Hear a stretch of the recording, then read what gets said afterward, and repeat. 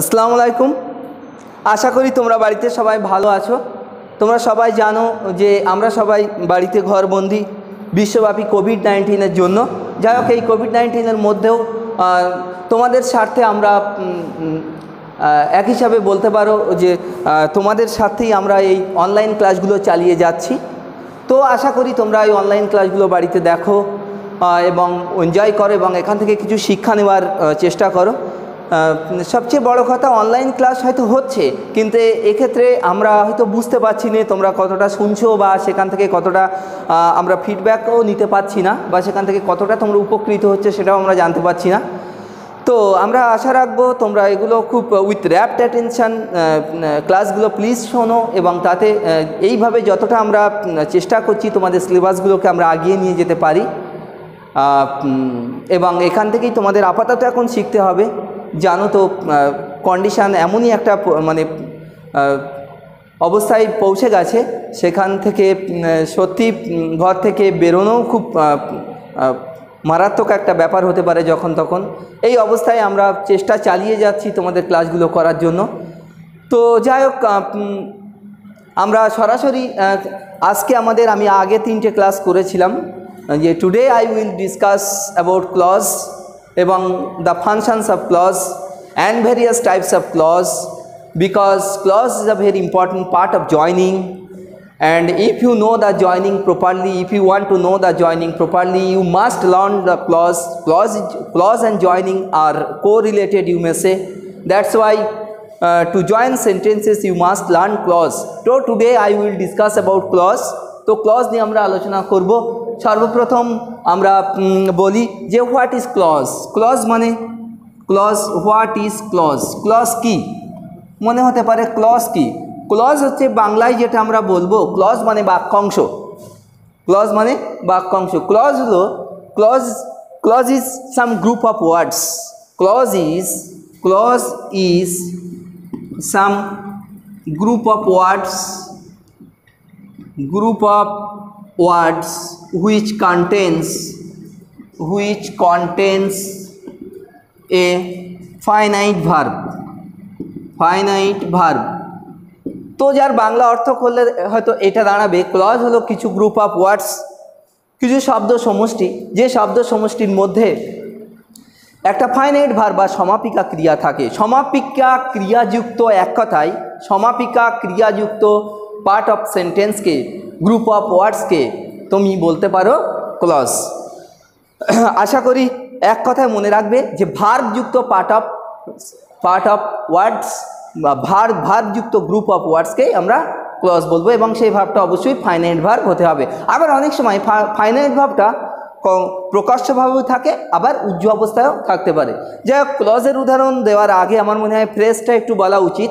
তো এক্ষেত্রে what is phrase যদি আমরা বলি, what is phrase, PHRAS, phrase কি? ফ্রেজ হলো, phrase is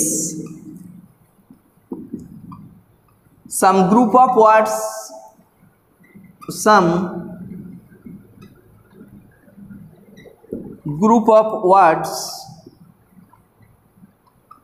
which does not contain a finite verb. তো what is the difference between clause and phrase? সর্বপ্রথম তোমাকে ক্লজ জানতে গেলে ক্লজ এবং ফ্রেজের মধ্যে কি কি পার্থক্য রয়েছে সেটা তোমরা জানবে। তাহলে ক্লজ সম্পর্কে আমরা জানলাম যে ক্লজ হলো কিছু গ্রুপ অফ ওয়ার্ডস যার মধ্যে ফাইনাইট ভার্ব থাকে, আর ফ্রেজ হলো গ্রুপ অফ ওয়ার্ডস যার মধ্যে কোনো ফাইনাইট ভার্ব নেই, অর্থাৎ ফাইনাইট ভার্বহীন বা সাম গ্রুপ অফ ওয়ার্ডসকেই আমরা, পার্ট অফ সেন্টেন্সকে আমরা और গ্রুপ অফ ওয়ার্ডসকে আমরা কি বলবো? ফ্রেজ। আর ভার্ব যুক্ত গ্রুপ অফ ওয়ার্ডসকে আমরা ক্লজ বলবো। এবারে একটা সিম্পল উদাহরণের মাধ্যমে আমরা জানতে পারবো কোনটা ক্লজ এবং কোনটা ফ্রেজ। যেমন দেখো, যদি বলা হয়, সাপোজ এক্সাম্পল যদি বলা হয়, আই নো দ্য বয়, আমি ছেলেটাকে চিনি, হু ইজ অনেস্ট, যে হয় সৎ। এখানে দেখো, আই নো দ্য বয় আর হু ইজ অনেস্ট, এই বাক্যকে দুটো ভাগে ভাগ করে নিলাম। আই প্রথম ভাগের মধ্যে দেখো ভার্ব নো ফাইনাইট ভার্ব, দ্বিতীয় ভাগের মধ্যে দেখো ইজ, তাহলে এটাও একটা ক্লজ পাচ্ছি, কারণ এখানে পার্ট অফ সেন্টেন্স বা গ্রুপ অফ ওয়ার্ডসের মধ্যে আমরা একটা ভার্ব পাচ্ছি নো ভার্ব। আবার দ্বিতীয় পার্টের মধ্যেও এখানে দেখো একটা ভার্ব পাচ্ছি ইজ, তাহলে এটাও একটা ক্লজ হলো। তাহলে ফ্রেজ কি? তাহলে আমরা বুঝলাম যে ভার্বযুক্ত শব্দ সমষ্টিকে ক্লজ বলবো। এবারে ফ্রেজ কি? ফ্রেজ হলো যেমন I have a gold ring. Suppose যদি বলি group of words gold ring, group of words gold ring, সোনার আংটি। তো এক্ষেত্রে দেখো এই গোল্ড রিংয়ের মধ্যে কোনো ভার্ব নেই, কোনো ফাইনাইট ভার্ব নেই। তাহলে এই যে ভার্বহীন শব্দ সাম ওয়ার্ডস, এটাকে আমরা বলবো ফ্রেজ, PHRAC। আবার এইটাকে যদি তুমি যেই ব্যাখ্যা করবে, যদি বলো যে I have a ring RING which is gold, তখন কিন্তু আর সেটা I have a ring which is gold, তখন কিন্তু আর সেটা ফ্রেজ হচ্ছে না, তখন আবার সেটা ক্লজ হয়ে যাচ্ছে। কেন? তখন আবার ভার্ব ইজ এসে যাচ্ছে, ইত্যাদি ইত্যাদি এইভাবে। তাহলে আশা করি তোমরা ক্লজ এবং ফ্রেজের at first difference, what is the difference between clause and phrase, সেটা তোমরা জানতে পেরেছো। এবারে আমি সরাসরি ক্লজের ক্লাসিফিকেশানে চলে যাব। ক্লজের ক্লাসিফিকেশানে আমরা চলে যাব। সেখানে গিয়ে আমরা দেখব যে ক্লজকে আমরা কয়টি ভাগে ভাগ করতে পারি। সর্বপ্রথম ক্লজকে আমরা আমরা হেডিংটা মুছে দিলাম। ক্লজকে আমরা সর্বপ্রথম তিনটে ভাগে ভাগ করতে পারি। প্রিন্সিপাল ক্লজ, ভালো করে খাতায় তোমরা টুকে নেবে। এই যদি তোমাদের অসুবিধা হয় তাহলে ভিডিওটা পজ করে সেটা টুকে নেবে। প্রিন্সিপাল ক্লজ, কারণ ক্লজ তোমাদের জানতেই হবে, ক্লজ না জানলে জয়নিং করতে পারবে না, এবং তোমরা জানো যে জয়নিং ক্লজ দিয়েই জয়নিং আসে পরীক্ষায়। প্রিন্সিপাল ক্লজ বা প্রধান বাক্যাংশ, আমি আর বাংলাটা লিখছি না, প্রিন্সিপাল ক্লজ বা প্রধান বাক্যাংশ। 2 নম্বর হচ্ছে সাবঅর্ডিনেট ক্লজ বা অপ্রধান বাক্যাংশ। 3 নম্বর হচ্ছে coordinate clause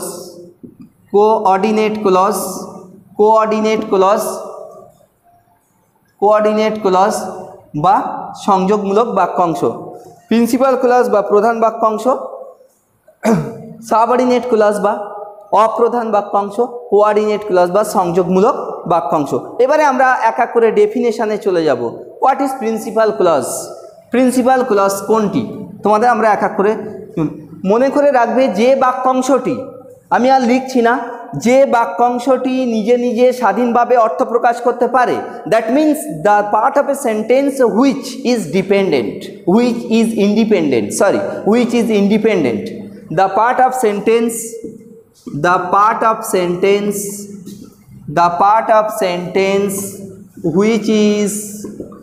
which is independent, সেই পার্ট অফ এ সেন্টেন্স যেটা হলো ইন্ডিপেন্ডেন্ট মিন্স স্বাধীন। তাহলে যে বাক্যাংশটি স্বাধীন, দ্যাট মিন্স সে নিজের অর্থ প্রকাশ করতে পারে। আমরা সেই বাক্যাংশকে উইদাউট এনি হেল্প, যে পার্ট অফ সেন্টেন্স যে নিজের অর্থ প্রকাশ করতে পারে কোনো রকম সাহায্য না নিয়ে, সেটাকে আমরা বলবো প্রিন্সিপাল ক্লজ। আমরা যখন এক্সাম্পলে যাব তখন আশা করি তোমরা বুঝতে পারবে। এবারে প্রিন্সিপাল ক্লজ গেল। এবারে কোঅর্ডিনেট ক্লজ, সাবঅর্ডিনেট ক্লজ দেখো কাকে বলবে? সাবঅর্ডিনেট ক্লজ আমরা কাকে বলবো? এখানে আমরা বলবো the part of sentence which is dependent, DEPENDENT, which is dependent is called subordinate clause.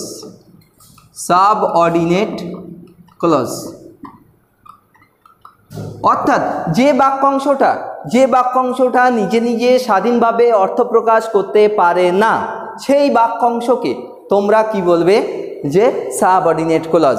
এবং অলওয়েজ রিমেম্বার দ্যাট, সবসময় মনে রাখবে যে subordinate clause is always dependent on principal clause.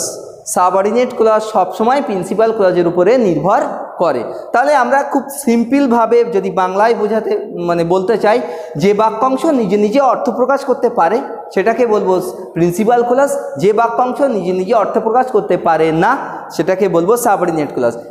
এই বিষয়টা একটা সিম্পল উদাহরণের মাধ্যমে তোমরা বুঝতে পারবে। যদি উদাহরণ দিই, সিম্পল একটা, সাপোজ ধরো উদাহরণ, আই নো দ্য বয়, আমি ছেলেটাকে চিনি, হু ইজ অনেস্ট।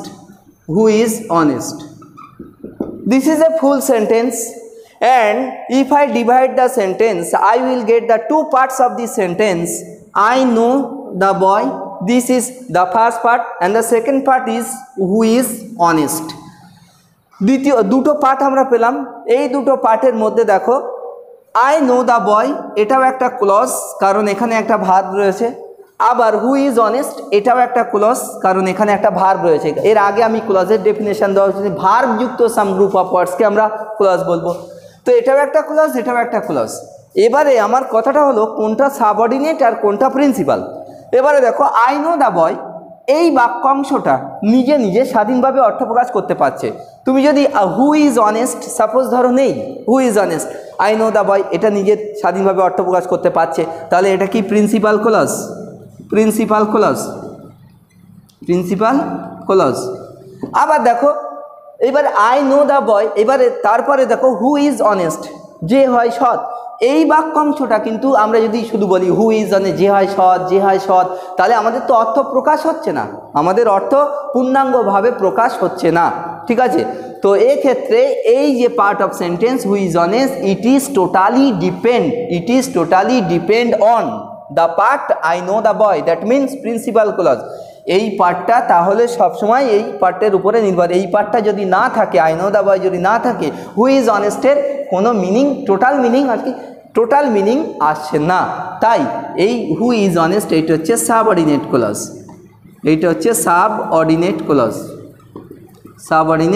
ক্লজ। আর একটা কথা তোমাদের মনে রাখি, সাবঅর্ডিনেট ক্লজ বোঝার মূলত যদি প্রিন্সিপাল ক্লজ আর সাবঅর্ডিনেট ক্লজের মধ্যে যদি তাহলে আমরা আশা করলাম যে সাবঅর্ডিনেট ক্লজ এবং প্রিন্সিপাল ক্লজ তোমরা আশা করি নিশ্চয়ই বুঝতে পেরেছো। এবারে আমরা তাহলে সরাসরি চলে যাব। আর একটা ডেফিনেশন আমাদের ছিল ক্লজের যে সংজ্ঞা, সেটা হচ্ছে কোঅর্ডিনেট ক্লজ। কোঅর্ডিনেট 3 নাম্বার ছিল আমাদের coordinate clause. What is coordinate clause? Coordinate clause কাকে বলবো? কোঅর্ডিনেট ক্লজ দেখো, কোঅর্ডিনেট ক্লজ বলতে যে ক্লজ দুটো স্বাধীন বাক্যাংশ যখন কোঅর্ডিনেটিং কনজাংশন দ্বারা যুক্ত হয়, দুটো স্বাধীন বাক্যাংশ যখন কোঅর্ডিনেটিং কনজাংশন দ্বারা যুক্ত হয়, তখন সেটাকে আমরা বলবো কোঅর্ডিনেট ক্লজ।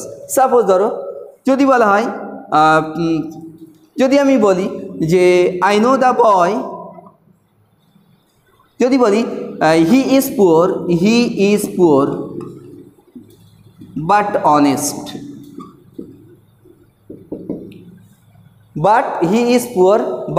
অনেস্ট, সে হয় সৎ কিন্তু সে হয় গরিব কিন্তু সৎ। এখানে দেখো কোঅর্ডিনেটিং কনজাংশন কোনটা? বাট। তাহলে এই যে হি ইজ পুয়ার এটা কিন্তু স্বাধীন বাক্যাংশ, ইন্ডিপেন্ডেন্ট। আবার দেখো অনেস্ট সৎ, তাহলে এটাও কিন্তু অ্যাকচুয়ালি এখানে কিন্তু উজ্জ্বল রয়েছে সাবজেক্টটা, he is honest. He is poor, যেহেতু এর দুটো অ্যাডজেক্টিভ ব্যবহার করা হয়েছে একই সাবজেক্টের ক্ষেত্রে, ওই জন্য এখানে হি ইজটা উজ্জ্বল রয়েছে। তুমি বলতে পারো হি is poor but he is honest বললে ভালো হতো। যাই হোক, এখানে তাহলে একটা স্বাধীন বাক্যাংশ, আর এখানে যদি হি ইজটা মনে মনে ধরো তাহলে এটাও একটা স্বাধীন বাক্যাংশ। এই দুটো স্বাধীন বাক্যাংশ দেখো একটা কোঅর্ডিনেটিং কনজাংশন বাট দিয়ে যুক্ত হচ্ছে, তাই আমরা এটাকে কি বলবো? এই যে দুটো এখানে দুটো তাহলে coordinate clause, he is poor আবার হি ইজ অনেস্ট, এগুলো তাহলে কোঅর্ডিনেট ক্লজ আমরা বলবো। এবারে ক্লজ তো এখানে সীমাবদ্ধ নয়, এবারে যত সব ফাংশান সব বেশিরভাগ সব সাবঅর্ডিনেট ক্লজের মধ্যে। আমরা সেই সাবঅর্ডিনেট ক্লজে চলে যাব। যে একটা সাবঅর্ডিনেট ক্লজকে, অর্থাৎ যে পার্টটা সবসময় ভুলে গেলে চলবে না, যে পার্টটা নিজে নিজে অর্থ প্রকাশ করতে পারে না বাক্যের, যে পার্টটা যেটা সবসময় প্রিন্সিপাল ক্লজের উপরে নির্ভর করে, সেই পার্টের কথা বলছি। মানে আমি আরও একটা যদি উদাহরণ তোমাদের দিই, তাহলে যদি বলা হয় the police arrested ARRESTED arrested the man who is a thief THIEF, যে হয় একটা চোর। এই যে আমি বলছিলাম এই পার্টটা হু ইজ এ থিপ, এটা তো নিশ্চয়ই বুঝতে পারছো যে একটা সাবঅর্ডিনেট ক্লজ। তো আমরা এই যে সাবঅর্ডিনেট ক্লজ, এই সাবঅর্ডিনেট ক্লজকে আবার এইটা একটা সাবঅর্ডিনেট ক্লজ, ডেফিনেশনেও আমি সংজ্ঞায় বুঝিয়েছি। এই সাবঅর্ডিনেট ক্লজকে তোমরা আবার তিনটি ভাগে আমরা ভাগ করতে পারি। সেটা হচ্ছে একটা হচ্ছে নাউন ক্লজ, একটা হচ্ছে রিলেটিভ ক্লজ,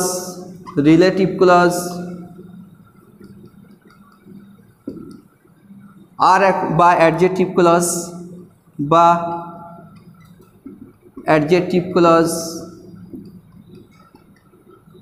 আর একটা হচ্ছে অ্যাডভার্বিয়াল ক্লজ।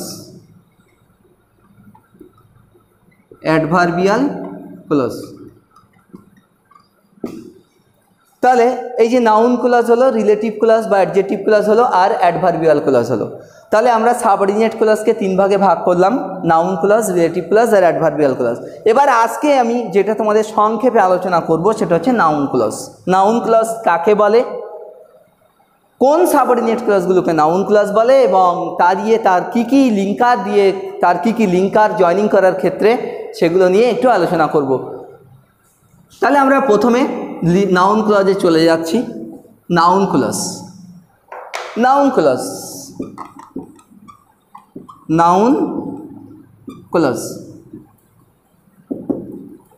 অ্যাট ফার্স্ট তোমাকে মনে রাখতে হবে নাউন ক্লজ কিন্তু সাবঅর্ডিনেট ক্লজেরই অংশ, কোনো একটা সাবঅর্ডিনেট ক্লজ নাউন ক্লজ। তো সেই নাউন ক্লজ কাকে বলে, যে আমি আমার নিজের মতো করে বলছি, বিভিন্ন বইতে বিভিন্ন রকম পাবে বা বিভিন্ন চ্যানেলে বিভিন্ন রকম পেতে পারো। তোমরা মনে রাখবে যে সাবঅর্ডিনেট ক্লজ নাউনের মতো কাজ করে, যে subordinate clause the subordinate clause which acts like a noun is called noun clause. যে সাবঅর্ডিনেট ক্লজ নাউনের মতো কাজ করে তাকে আমরা নাউন ক্লজ বলবো। তো সেই নাউন ক্লজ তাহলে আমরা বুঝে নিলাম। তো সেই নাউন ক্লজ, এবারে আমি তো বললাম যে সাবঅর্ডিনেট ক্লজ নাউনের মতো কাজ করে তাকে নাউন ক্লজ বলবো। তাহলে আমাকে বুঝতে হবে নাউন বাক্যের মধ্যে কিভাবে বসে সেইটা যদি আমি জানতে পারি, তাহলে কোন সাবঅর্ডিনেট ক্লজগুলো নাউন ক্লজ আমি ইজিলি ধরতে পারবো। দেখো, একটা বাক্যের মধ্যে নাউন সাবজেক্ট হিসাবে বসতে পারে, তাহলে অ্যাজ এ সাবজেক্ট নাউন কোনো বাক্যের সাবজেক্ট হতে পারে। তাহলে এখানে যে সাবঅর্ডিনেট ক্লজ বাক্যের সাবজেক্ট হয়, এক কথায় যে সাবঅর্ডিনেট ক্লজ বাক্যের সাবজেক্ট হবে, আমরা সেটা যেহেতু নাউন বাক্যের মধ্যে সাবজেক্ট হিসাবে বসতে পারে, তাহলে আমি সেই পয়েন্ট অফ ভিউ থেকে আমি তোমাদের সংজ্ঞাটা দিতে পারি যে সাবঅর্ডিনেট ক্লজ বাক্যের মধ্যে নাউনের মতো কাজ করে, যে সাবঅর্ডিনেট ক্লজ বাক্যের মধ্যে সাবজেক্ট হিসাবে বসে, তাহলে সেটাকে আমি নাউন ক্লজ বলবো। যেমন একটা উদাহরণ দিই, যদি বলি that he is honest is known to all, এই একটা। তাহলে দেখো, এখান থেকে আগে তোমরা সাবঅর্ডিনেট ক্লজটা বুঝে নিই।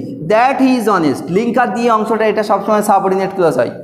এটা একটা প্যাসিভ বাক্য, তাই এরকম বাক্যটা হয়েছে। এটা যদি আমরা বলি এটা একটা প্যাসিভ ভার্ব হচ্ছে। আর এইটা ধরো, তুমি যদি আদার্স ধরো বা অবজেক্ট ধরো, তাহলে দেখো এইটা সাবজেক্ট হিসাবে কাজ করছে পুরো বাক্যের রেসপেক্টে। পুরো বাক্যকে রেসপেক্ট যদি আমরা আইডেন্টিফাই করি, একটা বাক্যের মধ্যে সাবজেক্ট থাকতে হবে, ভার্ব থাকতে হবে, তাহলে তো একটা বাক্য হবে, অবজেক্ট থাকতে হবে, ইত্যাদি ইত্যাদি। তো যাই হোক, তাহলে পুরো বাক্যের রেসপেক্টে দ্যাট হি ইজ অনেস্ট একটা সাবজেক্ট, ইজ নোন এটা যেহেতু প্যাসিভ ভার্ব, তাই একটা ভার্ব হলো, আর অল তাহলে এখানে দেখো এই সাবঅর্ডিনেট ক্লজটা এই বাক্যের মধ্যে সাবজেক্ট হিসাবে বসছে বলে আমরা এই যে এই অংশটা আমরা নাউন ক্লজ বলবো। এই একটা পার্ট গেল। তাহলে মনে রাখবে সাবঅর্ডিনেট ক্লজ যখন বাক্যের মধ্যে সাবজেক্ট হিসাবে বসে তখন সেটা নাউন ক্লজ। দ্বিতীয় নাম্বার হলো যে অবজেক্ট হিসাবে বসে অ্যাজ অ্যান অবজেক্ট হিসাবে বসে, তাহলে যে সাবঅর্ডিনেট ক্লজ আবার অর্থাৎ এর মানেটা হলো নাউন বাক্যের মধ্যে অবজেক্ট হিসাবে বসতে পারে, অবজেক্ট হিসাবে বসলেও সেটা নাউন হয়। তাহলে সেই পয়েন্ট অফ ভিউ থেকে আমরা বলতে পারি যে সাবঅর্ডিনেট ক্লজ বাক্যের মধ্যে অবজেক্ট হিসাবে বসে তাহলে সেটা হচ্ছে নাউন ক্লজ। যেমন একটা উদাহরণ দিই, যদি বলি we know that he is honest. আমরা প্রথমে সাবঅর্ডিনেটটা বার করে নিই। তাহলে সাবঅর্ডিনেটটা বার করে নিলাম, এই দ্যাট হি ইজ অনেস্ট। এবারে দেখো উইটা সাবজেক্ট, নোটা ভার, আর এইটা পুরো বাক্যের রেসপেক্টে এটা একটা অবজেক্ট হিসেবে বসে। তাহলে আবার দেখো এখান থেকে এইটা একটা সাবঅর্ডিনেট ক্লজ, আবার এটা পুরো বাক্যের রেসপেক্টে এটা একটা অবজেক্ট হচ্ছে। তাহলে এই অংশটা এটা একটা নাউন ক্লজ। তাহলে এর নাউন ক্লজ অবজেক্ট হিসাবে বসলো, সাবজেক্ট হিসাবে বসে, আবার কমপ্লিমেন্ট হিসাবে বসে অ্যাজ এ কমপ্লিমেন্ট। আর অল্পক্ষণ as a complement, PLEMENT। Complement মানে অর্থের পরিপূরক হতে হবে নাউন ক্লজ বাক্যের, অর্থাৎ নাউন ক্লজ বাক্যের মধ্যে কমপ্লিমেন্ট হিসাবে বসে, মানে সেই বাক্যের পূর্ণাঙ্গ অর্থ প্রকাশ করতে সাহায্য করে। যদি বলি একটা উদাহরণ দিয়ে, this is what I want. দেখো এই যে উদাহরণটার মধ্যে দিয়ে আমরা তো জেনেছি সাবঅর্ডিনেট ক্লজ না হলেও বাক্যের অর্থ পূর্ণাঙ্গ সম্পূর্ণ হবে না, কিন্তু এইখানে দেখো এইখানে যে সাবঅর্ডিনেট ক্লজটাকে বুঝে নিই, হোয়াট আই ওয়ান্ট। এই যে হোয়াট আই ওয়ান্টটা এতটাই এই সেন্টেন্সের গুরুত্বপূর্ণ একটা সাম ওয়ার্ডস বা একটা পার্ট, যেটা না হলে পুরো টোটাল বাক্যের মিনিংটাই আসবে না। দিস ইজ, এটা হয় বললে কি আমাদের মনের ভাব প্রকাশ হচ্ছে না, হচ্ছে না।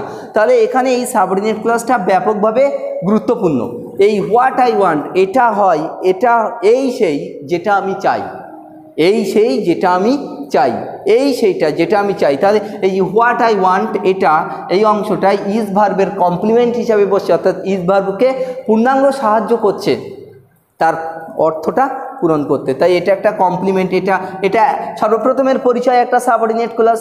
আবার এটা যেহেতু কমপ্লিমেন্টের মতো কাজ করছে, কেন কমপ্লিমেন্ট? কারণ ইজ ভার্বকে সাহায্য করছে পূর্ণাঙ্গ অর্থ প্রকাশ করতে, তাই এটা যেহেতু কমপ্লিমেন্ট হিসাবে বসছে তাই এটা একটা কমপ্লিমেন্ট হিসেবে বসে, তাই এটা একটা নাউন ক্লজ। এই একটা গেল। আর একটা অর্থ আর একভাবে বসতে পারে নাউন ক্লজ বাক্যের মধ্যে আর একটা ভাবে বসতে পারে, সেটা হচ্ছে পসেশন হিসাবে। নাউন ক্লজ বাক্যের মধ্যে আরও নাউন ক্লজ বাক্যের মধ্যে আরও কিছু অর্থে যেমন আমাদের বসতে পারে as an apposition of a noun, or it, as an apposition of a noun or it, এটা হিসাবে বসতে পারে as an apposition, APPOSITION, apposition of a noun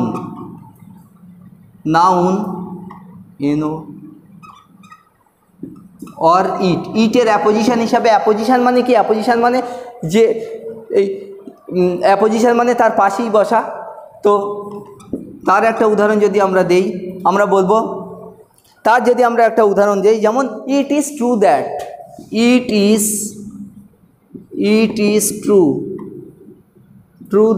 he is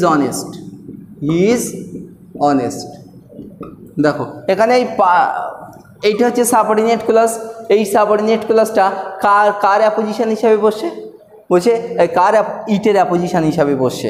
তাহলে এটা একটা নাউন ক্লজ হতে পারে। আবার আমি বলতে পারি যদি কোনো নাউনের অ্যাপোজিশন হিসাবে বসতে পারে, যেমন my believe, my believe that he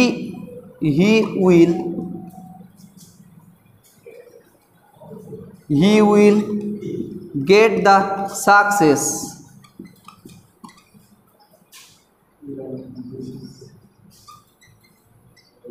My belief that he will get the success is admired by all. এখানে দেখো এই যে মাই বিলিভ একটা নাউন, তাহলে নাউনের পরিবর্তে সাবঅর্ডিনেট ক্লজটা কোনটা? গেট দ্য সাকসেস, এটা সাবঅর্ডিনেট ক্লজ। আর একটা বলতে পারে প্রিপোজিশনের অবজেক্ট হিসাবে বুঝতে পারে,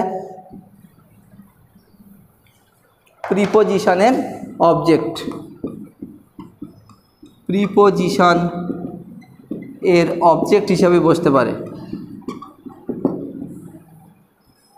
প্রিপোজিশনের অবজেক্ট যেমন দেখো ইট ডিপেন্ডস অন হাউ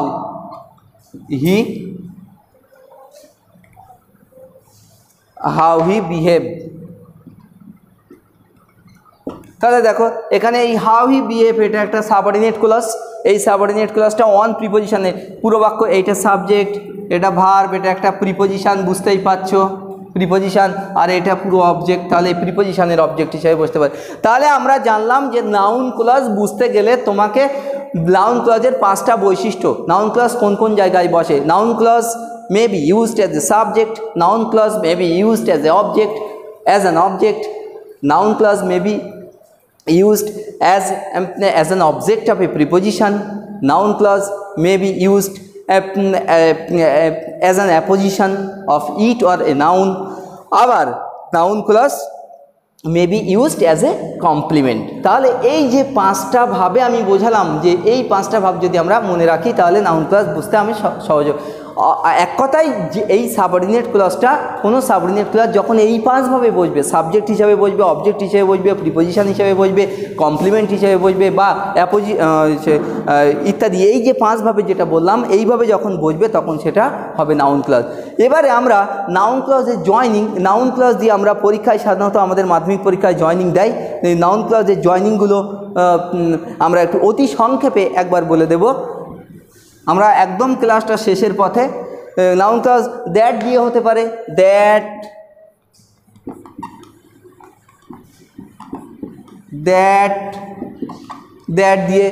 দিয়ে হতে পারে হুজ,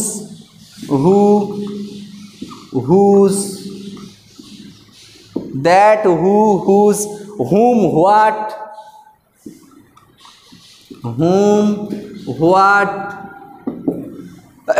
why which,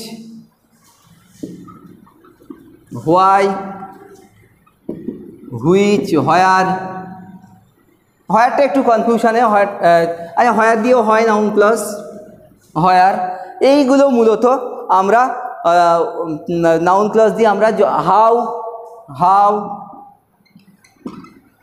হোয়াট, এইগুলো আমরা মাথায় রাখতে হবে। That, whose, whom, what, why, which, where, how ইত্যাদি দিয়ে আমরা নাউন ক্লজের জয়নিং করতে পারবো। তো আমরা এখানে আমরা নাউন ক্লজের জয়নিংগুলো নিয়ে আলোচনা করলাম এবং নাউন ক্লজ নিয়ে আজকের ক্লাসে আমরা আলোচনা করলাম। পরবর্তী ক্লাসে আমরা অবশ্যই রিলেটিভ ক্লজ নিয়ে আলোচনা করব এবং অ্যাডভার্ব ক্লজ নিয়ে আলোচনা করব। আশা করি তোমরা উপকৃত হবে। আর আমরা হোয়াটসঅ্যাপ গ্রুপের মাধ্যমে তোমাদের কাজগুলো দেবো, তোমরা নাউন ক্লজ দিয়ে জয়নিংগুলো আমাদেরকে করে হোয়াটসঅ্যাপ গ্রুপে সেন্ড করবে অবশ্যই। আশা করি ভালো থাকো, সুস্থ থাকো, বাড়িতে থাকো।